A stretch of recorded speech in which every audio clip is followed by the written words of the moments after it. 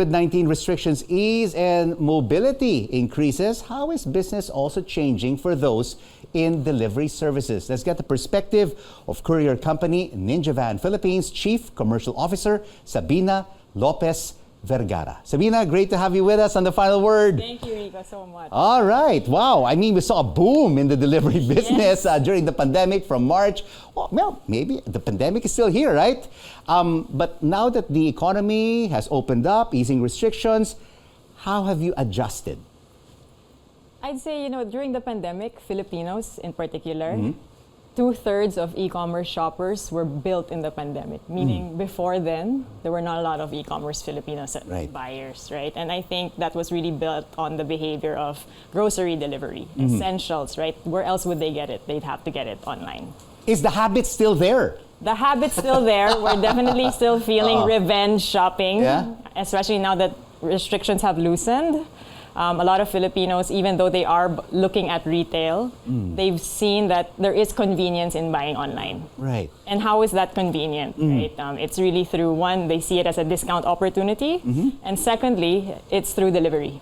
If the delivery is good and hassle-free, then they'll keep wanting to do that again and again. And of course, I'm sure with easing restrictions, the opening up of the economy, you have to institute as well new innovations to attract more of these buyers.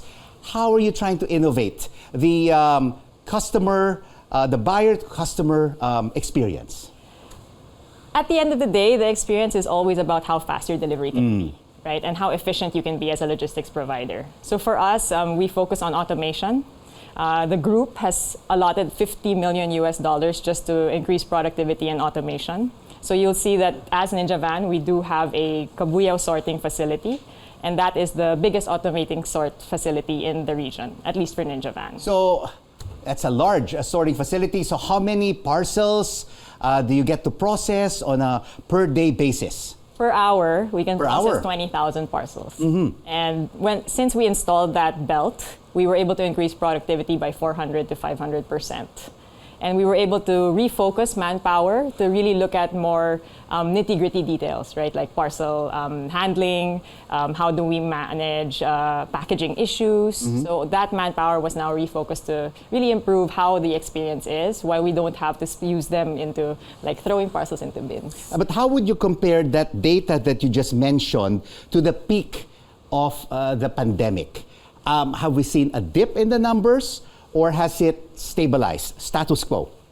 You would think that there would have been a dip, right? Because people are wanting to go look at things, go to the mall. But because that behavior is already there and there's that habit of shopping online, we haven't seen the dip.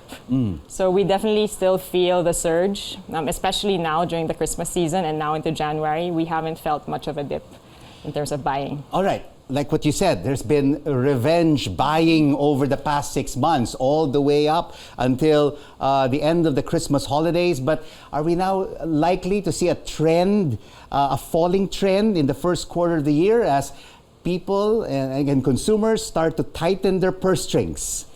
I think we'll see changes in buying behavior. So instead of buying regularly every day of small things, they'll consolidate it. Like they'll say, okay, I just want to buy once a week instead, but it'll be a big buy.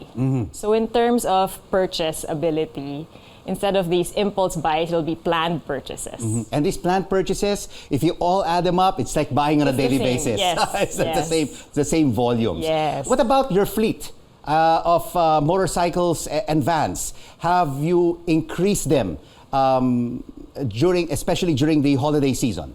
Especially during the holiday season. We definitely have to keep increasing our fleet. There's definitely a demand.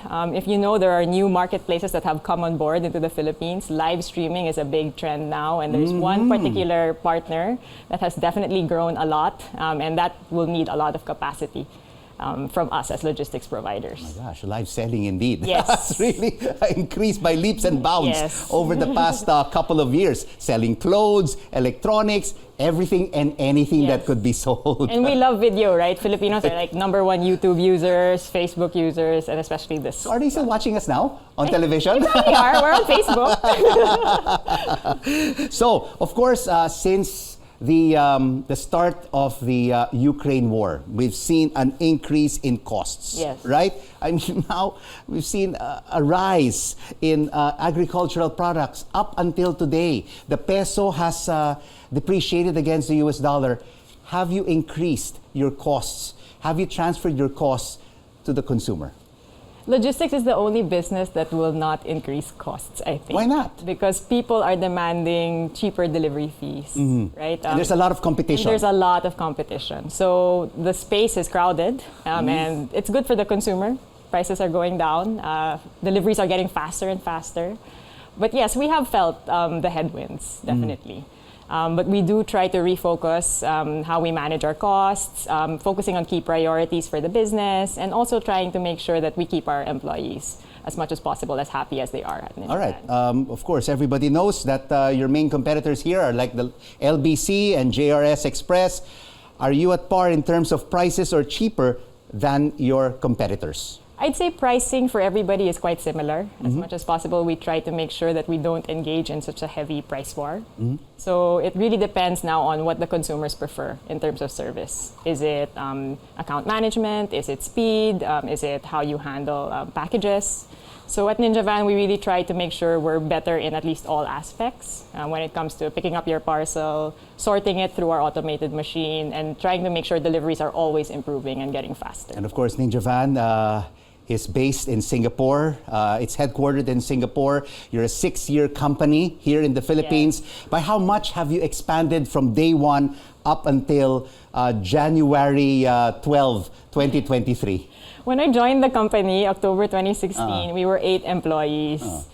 Today, we're about 8,000 employees. So you can imagine the growth. Coming from an apartment office, we were working out of an apartment, and now we are at a prime building in Ayala. So it's a really fulfilling experience. It's huge. The growth is huge, and e-commerce is here to stay. Like the macroeconomics of e-commerce and that trend, I think, is here to stay, and Filipinos will continue to shop. And you have this major sorting hub in Laguna. Yes. There's been an investment of $50 million. What are the expansion plans of Ninja Van Philippines in 2023? We're continuing to look at how we can expand nationwide. We already cover 100% of the Philippines, but we always look at how we can optimize that. You know, maybe a few more facilities here and there to really make sure the deliveries are getting to you on time. Other things that you can expect from us is we'll be releasing a lot more data-driven reports. So this year, well, 2022, we released the e-commerce report that showed trends of Filipino buying behavior.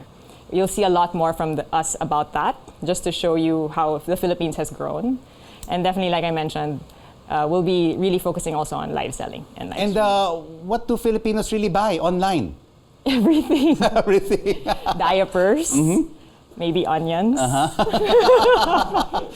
Hopefully, it will be down to Yeah. 100 to 150 pesos. Maybe even eggs, Maybe which have eggs. already gone up more than expected. It's Yes. now close to 10 pesos per piece.